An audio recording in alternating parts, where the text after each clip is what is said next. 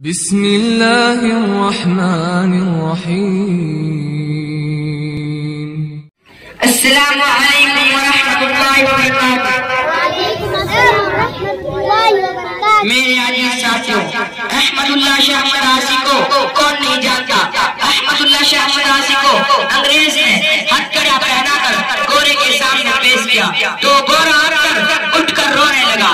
اس نے کہا، شاہ صاحب آپ تو میرے استاد ہیں، میں نے آپ سے مدارس میں عربی کی کتابیں پڑھی ہے، شام لوگوں کا حکم ہے، ایک دفعہ کیا تو کر میں 1857 کی جنگ آزادی میں شریک نہیں تھا، ابھی چھوڑ چکا۔